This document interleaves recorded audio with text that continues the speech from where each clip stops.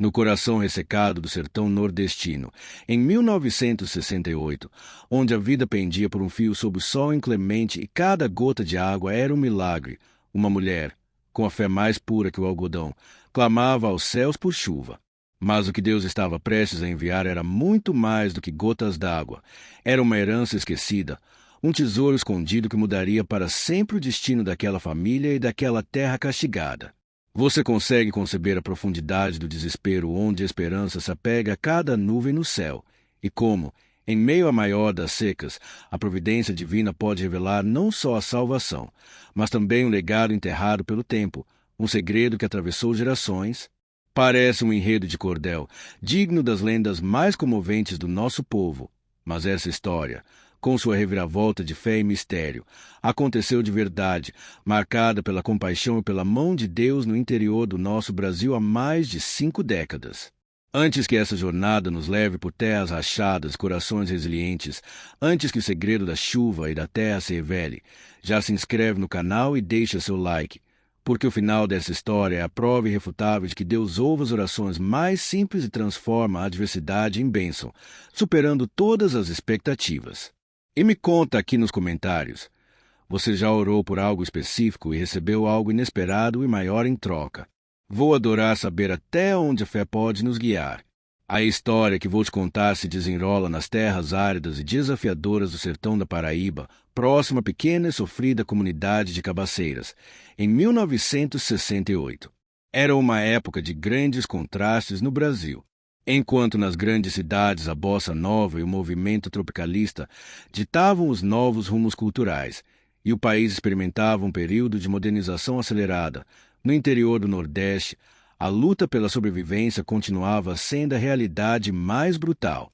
A vida ali era ditada pela chuva ou pela sua ausência. A seca era uma presença constante, um monstro silencioso que devorava lavouras, gado e esperança, deixando um rastro de êxodo e desespero. No meio dessa realidade crua, vivia Dona Rosa. Ela tinha 45 anos, mas o sol impiedoso e as preocupações diárias haviam envelhecido seu rosto, marcando com rugas profundas ao redor de olhos que, apesar de cansados e tristes, brilhavam com uma fé inabalável. Mãe de 4 filhos, o mais velho, Pedro, de 15, com a maturidade precoce de quem cresceu no sertão, a Maria, de 12, com a doçura e a inocência da idade, o Zé, de 8, cheio de energia, mas já sentindo o peso da fome, e a caçula, Luzia, de apenas 5, um raio de sol em meio à escuridão. Rosa era matriarca de uma família que, como muitas outras ali, vivia da agricultura de subsistência e da criação de algumas poucas cabras, que eram seu último bem. Há quase 2 anos, a chuva não dava as caras. A seca era pior que a região já havia visto em décadas, uma calamidade que estava expulsando as famílias de suas terras. O açude da comunidade, que antes borbulhava de vida, estava agora quase seco, transformado em um leito de lama rachada e fétida, onde as rãs haviam morrido e a esperança parecia ter secado junto. A lavoura de milho e feijão, que deveria ser a garantia de alimento para o ano todo, era agora apenas um amontoado de plantas secas e sem vida, crepitando sob o sol. As cabras, magras e fracas, definhavam dia após dia, com seus ossos marcando a pele, e os animais mais novos já haviam perecido. A fome era uma presença constante na casa de Rosa, uma dor que não passava. As crianças, com seus ventres inchados e seus olhos tristes, mas ainda cheios de uma inocência teimosa, perguntavam a cada manhã, com a voz baixa e esperançosa: "Mãe, vai chover hoje?" E Rosa, com o coração partido em 1000 pedaços, só podia responder, com um sorriso fraco: "Deus proverá, meus filhos. Tenhamos fé, que a misericórdia dele é grande." A fé de Rosa, no entanto, era uma força tão vital quanto a água que lhes faltava. Ela herdou de sua mãe e avó, mulheres fortes do sertão que lhe ensinaram que, na adversidade, quando todas as portas se fecham, a única saída é olhar para o céu. Todas as noites, antes de dormir, com seus filhos reunidos ao redor do lampião a querosene que mal iluminava a pequena sala, ela acendia uma pequena vela, pegava seu terço de madeira poída, uma herança de sua própria avó, e orava. Não uma oração qualquer, feita de palavras vazias, mas um clamor sincero, direto ao coração de Deus, pedindo por chuva, pedindo por sustento, pedindo por esperança. As promessas se sucediam, mas o silêncio do céu parecia ser a única resposta. Os dias se arrastavam pesados, cada nascer do sol trazendo mais calor, mais poeira e menos esperança. As reservas de comida da família estavam no fim, reduzidas a algumas raízes e um pouco de farinha de mandioca. A água, racionada conta-gotas, mal dava para beber e cozinhar o pouco que tinham. O filho mais velho, Pedro, um menino responsável e já com a maturidade de um homem, tentava ajudar como podia, procurando raízes comestíveis no mato seco, que a cada dia se tornava mais escasso, ou caçando pequenos animais, mas era insuficiente para alimentar 6 bocas. A irmã mais nova de Rosa, Conceição, que vivia em Campina Grande, havia mandado uma pequena ajuda em dinheiro e algumas roupas velhas, sugerindo, com a voz embargada de preocupação, que Rosa e as crianças se mudassem para a cidade, para a casa dela, onde teriam o mínimo para sobreviver. Mas Rosa se recusava a deixar sua terra, sua casa, suas raízes. Não posso abandonar a minha fé, dizia ela, com teimosia. Esta terra me viu nascer, e aqui Deus vai me responder. Sinto que temos um propósito aqui, mesmo que eu ainda não o veja. Ela acreditava, com uma certeza quase infantil, que Deus não os abandonaria, que havia um plano maior. Mas a cada dia que passava, a dúvida tentava corroer sua alma, e a imagem dos filhos magros doía mais do que o sol em sua pele. Foi numa noite abafada e escura, com o vento seco balançando as folhas dos poucos juazeiros ainda vivos e o silêncio pesado do sertão, sendo quebrado apenas pelo choro fraco da caçula, Luzia, que Dona Rosa sentiu um desespero profundo, talvez o maior de sua vida. Os filhos estavam famintos, e ela não tinha mais o que oferecer, nem uma última farinha para enganar a fome. Juntou-se a eles na pequena sala de sua casa, acendeu a vela, pegou o terço de sua avó e, com a voz embargada pela dor e pela exaustão, começou a orar. Não pediu por apenas uma chuva, mas por uma chuva de bênçãos, uma resposta que fosse além do que seus olhos podiam ver, uma intervenção divina que transformasse não só o tempo, mas também o destino. A cada conta do terço, ela repetia, com lágrimas escorrendo livremente pelo rosto, que se misturavam com o suor. Meu Deus, eu creio, mas aumentai a minha fé. Mandai vossa chuva, mas também vossa providência, vosso propósito para esta terra e para minha família. Não nos deixes perecer. Seus filhos, acostumados àquelas orações noturnas, observavam em silêncio, sentindo a angústia da mãe, mas também a força sobrenatural de sua devoção. O pequeno Zé, que sempre era o mais inquieto, dormia abraçado a Maria, que acariciava seus cabelos. Pedro, com os olhos atentos, notava a determinação da mãe, uma força que parecia vir de outro mundo. No meio da madrugada, Pedro, que dormia no chão ao lado de sua mãe, acordou sobressaltado com um barulho estranho. Não era o choro dos irmãos, nem o uivo melancólico do vento. Era um barulho de água, forte, um som que ele não ouvia há tanto tempo que parecia irreal. Ele se levantou e correu para a porta, abrindo-a com as mãos trêmulas. Uma chuva torrencial caía sobre o sertão. Raios iluminavam o céu escuro, e os trovões faziam a casinha de taipa tremer em seus alicerces. A água, há tanto tempo esperada e tão desesperadamente pedida, descia do céu com uma força avassaladora, transformando a terra seca e rachada em rios de lama que corriam furiosos.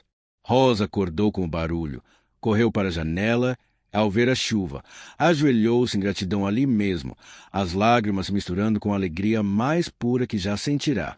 É Deus, meus filhos. Deus nos ouviu. O milagre chegou. A comunidade inteira celebrou. Era um milagre. A chuva prometia vida nova, lavouras verdes, açudes cheios. Mas o que ninguém esperava é que aquela chuva, tão esperada e bem-vinda, traria consigo muito mais do que a água da vida. Um segredo estava prestes a ser revelado. Nos dias seguintes, a vida começou a florescer novamente no sertão. A terra absorvia a água com avidez, e as sementes que pareciam mortas começavam a brotar, pintando o horizonte de um verde tênue e promissor. Mas a chuva intensa, além de fertilizar a terra, também causou estragos. Pequenos riachos transbordaram e alguns caminhos ficaram intransitáveis. Na propriedade de Rosa, um pequeno riacho que passava perto da casa, conhecido como Riacho da Esperança, transbordou com uma fúria incomum e abriu uma fenda profunda no chão do quintal, bem ao lado da velha mangueira, um dos poucos símbolos de resistência da natureza que resistia bravamente às intempéries há décadas. Pedro, o filho mais velho, com sua curiosidade aguçada e senso de responsabilidade, enquanto ajudava a desobstruir o riacho e a refazer os pequenos canteiros, notou a fenda.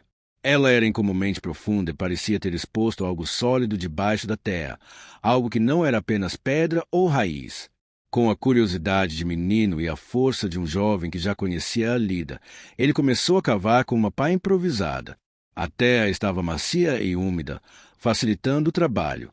Poucos minutos depois, a pá bateu em algo sólido, algo de madeira. Pedro gritou pela mãe, com a voz embargada pela emoção e pela surpresa. Rosa, com o coração acelerado por uma estranha premonição, correu, junto com Pedro, tirou a caixa da terra. Era uma caixa antiga, com a madeira escura e pesada, marcada pelo tempo e pela umidade, mas surpreendentemente intacta. Estava envolvida em um pano grosso e úmido, que a protegera da umidade do passar dos anos. Tremendo de emoção, Rosa e os filhos abriram a caixa ali mesmo, no quintal enlameado, sob o sol que voltava a brilhar.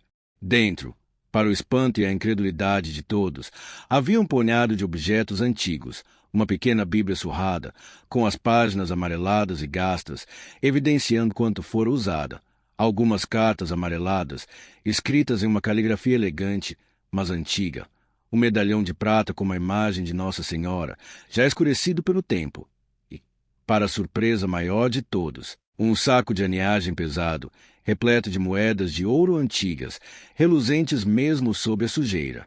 O valor daquelas moedas era incalculável para a realidade da família, uma fortuna inimaginável para quem mal tinha o que comer. Mas, mais do que as moedas, o que realmente impactou e intrigou Rosa foram as cartas. Elas eram de sua avó, Dona Josefa, que havia morado naquela mesma casa muitos anos antes, no início do século passado. Rosa, com as mãos trêmulas, começou a ler as cartas. Elas revelavam um segredo de família, uma história de perseverança e fé que havia sido enterrada junto com aquele tesouro. A avó de Rosa, Josefa, durante uma época de grande instabilidade política e social no sertão, por volta de 1910, havia enterrado suas economias e alguns bens de valor, com medo de que fossem roubados por bandoleiros ou confiscados em meio aos conflitos. Ela tinha a intenção de desenterrá-los mais tarde, quando a situação se acalmasse, mas faleceu repentinamente devido a uma doença repentina, levando o segredo para o túmulo.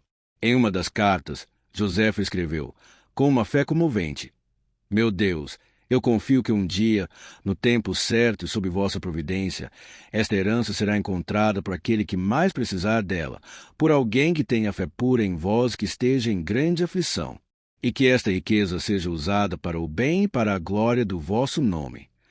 Aquelas palavras, escritas décadas atrás, ecoavam agora no quintal de Dona Rosa, sob o sol que voltava a brilhar, com uma força e um significado que transcenderam o tempo.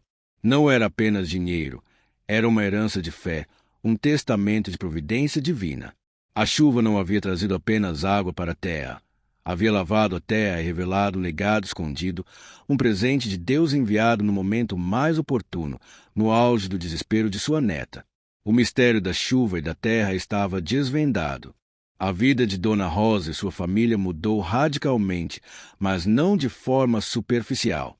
Com as moedas de ouro, ela pôde não só saldar as dívidas, comprar os tão necessários mantimentos e roupas, mas também investir em sua propriedade, que se tornaria um farol de esperança para toda a região.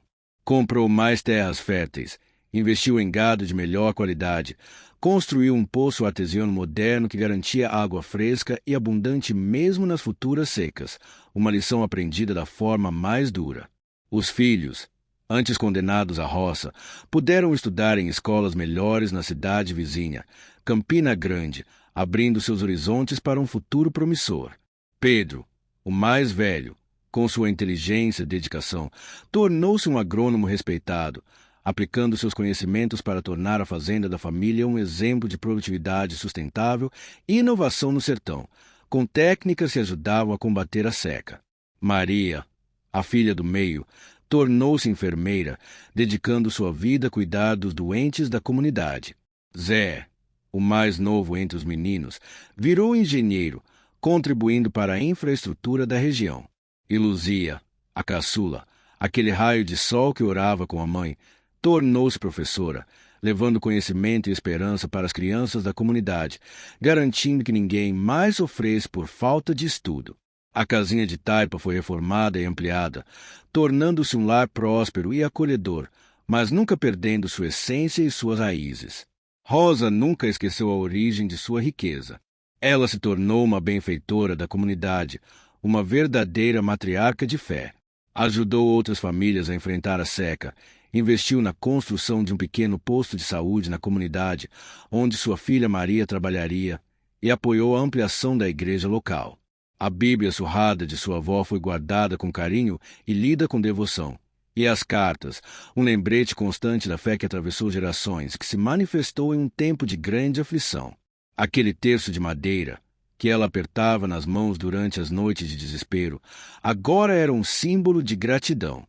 Essa história de Dona Rosa, de sua fé inabalável, da chuva que trouxe não só a água da vida, mas também uma herança escondida, é um testemunho vivo e emocionante de que Deus, em sua infinita sabedoria, escreve certo por linhas tortas.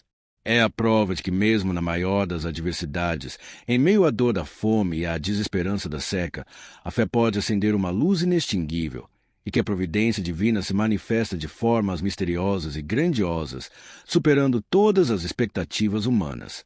Rosa orou por chuva, e Deus mandou não só a água que fertilizou a terra, mas também uma herança que transformou gerações, que resgatou sua família da miséria e lhes deu um propósito maior. É um lembrete poderoso de que todos merecemos ter fé, persistir em nossos clamores, e que, às vezes, as respostas de Deus vêm de maneiras inesperadas, revelando tesouros que estavam ali o tempo todo, apenas esperando o momento certo para serem descobertos. A fé de uma avó se conectou com a fé de uma neta, e a mão de Deus agiu. Você acredita que encontros assim são meras coincidências? Sou obra do plano maior de Deus. Você já sentiu a presença de um legado espiritual em sua vida? Deixe sua opinião nos comentários.